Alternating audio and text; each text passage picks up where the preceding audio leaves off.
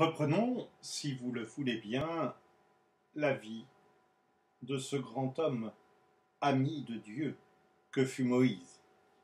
Et abordons cette dernière partie, Moïse et l'arrivée aux portes de la terre promise. À travers cette longue pérégrination des Hébreux au désert, se manifeste encore l'infinie patience de Dieu et sa miséricorde, toujours prête à pardonner les fautes de ce peuple pécheur. Les corrections qu'il lui inflige sont pour son bien, pour sa conversion, pour le ramener à lui, lui qui est source de vie et d'amour. Mais elles sont proportionnées à la gravité de la faute et à la présence ou non de repentir. Nous serons attentifs au cours de ce récit à la foi et à la fidélité à Dieu, même dans l'épreuve. Reconnaître pour ses bienfaits, à commencer par la vie qu'il nous donne et son plan d'amour pour nous, l'œuvre de Dieu.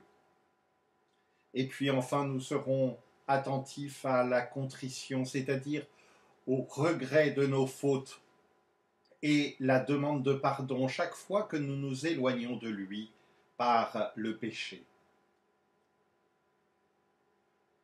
Toujours donc sous la conduite de Moïse, les Israélites poursuivent leur route dans le désert.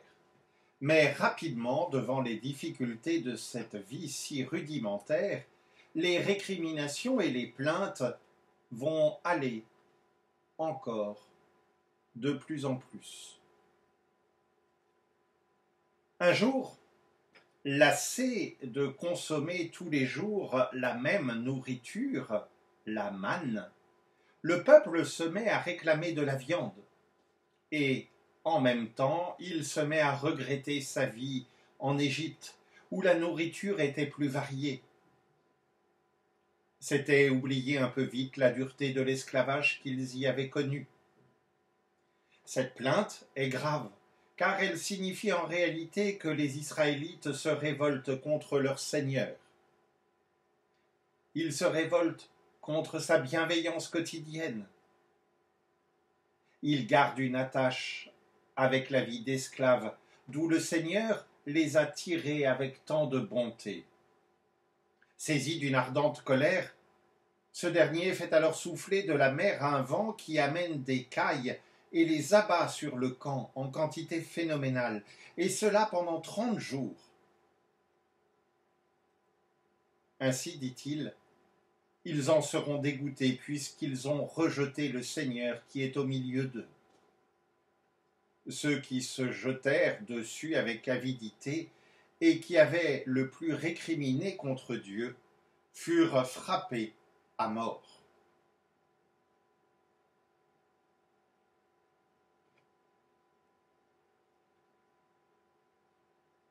Et voici la première exploration de la terre promise. Elle est enfin en vue. Mais avant d'y pénétrer, le Seigneur donne à Moïse l'ordre d'y envoyer quelques hommes en reconnaissance. Ceux-ci traversent tout le pays du sud vers le nord et arrivent ainsi jusqu'à Hébron, la ville où étaient enterrés les patriarches Abraham, Isaac et Jacob. À cet endroit, ils coupent un serment de vigne avec du raisin, ainsi que des grenades et des figues. Les fruits sont si gros et si lourds qu'ils sont obligés pour les porter de les accrocher à une perche soutenue par 2 hommes. 40 jours plus tard, ils reviennent auprès de Moïse et lui font ce récit. Nous sommes allés dans le pays où tu nous avais envoyés. En vérité, il ruisselle de lait et de miel. En voici la preuve, ces fruits superbes que nous ramenons. Mais le peuple qui l'habite est puissant. Les villes sont fortifiées. Nous y avons même vu des géants. Nous ne pouvons pas attaquer ces gens. Ils sont bien plus forts que nous.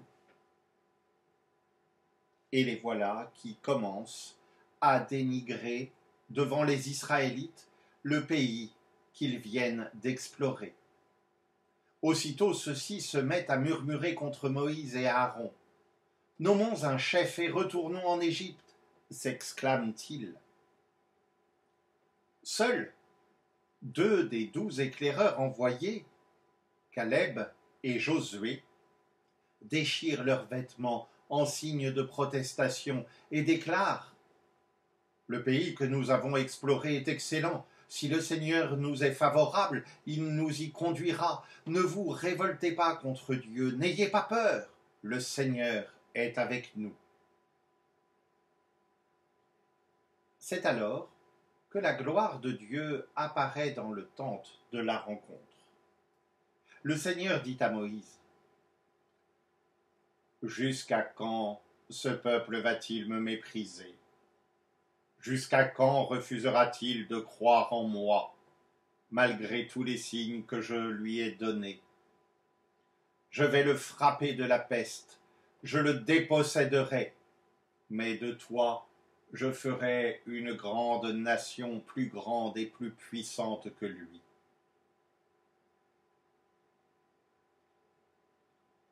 Une fois de plus, Moïse implore le Seigneur en faveur de ce peuple pécheur. Il fait appel à sa grande patience et à sa miséricorde infinie. « Soit, dit le Seigneur, je pardonne à mon peuple, mais tous ces hommes qui ont vu ma gloire et tous les signes que j'ai déjà produits au désert, ces hommes qui m'ont mis tant de fois à l'épreuve sans obéir à ma voix, ces hommes ne verront pas le pays que j'ai promis à leur père. Tous ceux qui ont plus de 20 ans aujourd'hui mourront au désert. Seuls Caleb et Josué,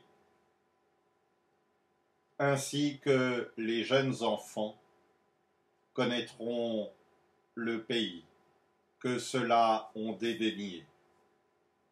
Eux resteront nomades dans le désert pendant 40 ans, et ils porteront ainsi le poids de leur infidélité.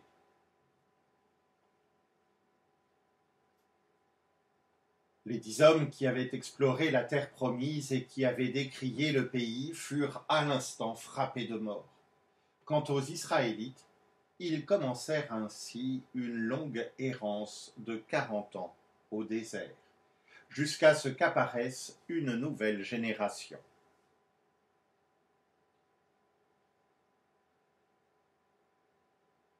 Bien des années plus tard, une nouvelle révolte éclate. Un jour, l'eau se met à manquer. Tout de suite, le peuple récrimine contre Moïse. Dieu lui demande alors de rassembler toute la communauté et, sous ses yeux, d'ordonner à un rocher qu'il donne ses eaux. Moïse s'exécute. Mais au lieu de simplement parler au rocher comme Dieu lui a demandé, il se met à le frapper 2 fois avec un rameau. L'eau jaillit en abondance et vient désaltérer hommes et bétail. Mais le Seigneur n'est pas satisfait de Moïse, ni d'Aaron d'ailleurs, qui en étaient solidaires. Ils ont manqué de foi en sa parole. Pour cela, il leur inflige une correction. « Puisque vous n'avez pas laissé ma sainteté se manifester aux yeux des Israélites, leur dit-il, vous ne conduirez pas ce peuple dans le pays que je vous donne. » Ni Moïse, ni Aaron ne connaîtront donc ce bonheur d'entrer en terre promise. Aaron mourra un peu plus tard, à la frontière du pays d'Édom, au sud de la mer Morte, là où s'était installé Ésaü, le frère de Jacob. Son fils, Éléazar, lui succédera.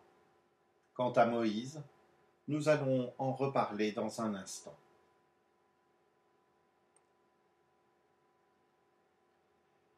Peu après la mort d'Aaron, le peuple recommence à récriminer contre Dieu et contre Moïse. En réponse, le Seigneur envoie des serpents brûlants. Leur morsure est mortelle. Devant cette nouvelle épreuve, les Israélites reconnaissent leur péché. Une fois de plus, ils viennent trouver Moïse pour qu'il intercède en leur faveur.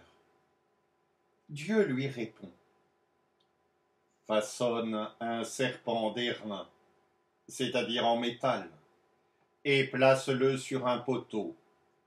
Quiconque aura été mordu et le regardera restera en vie. Moïse s'exécute aussitôt. Beaucoup d'hommes qui firent ce que Dieu avait demandé furent ainsi sauvés de leurs morsures.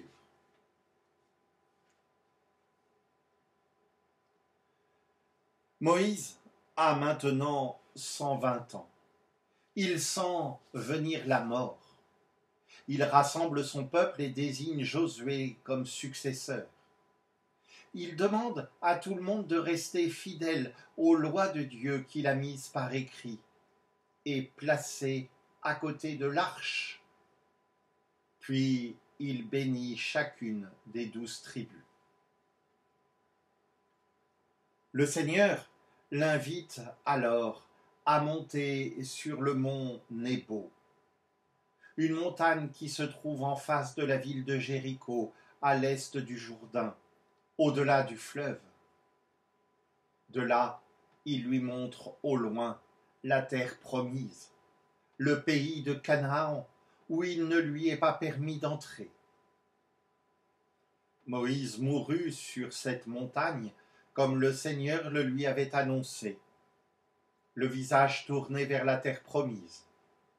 On l'enterra dans la vallée, au pays de Moab, mais jusqu'à ce jour, personne n'a su exactement à quel endroit.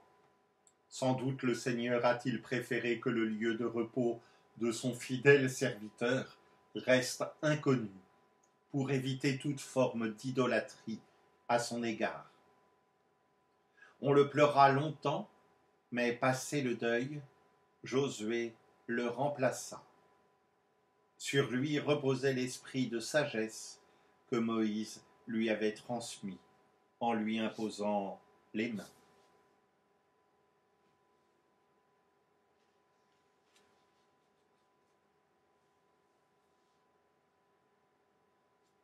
Concluons ce récit de la vie de Moïse en récitant ensemble le psaume 1er.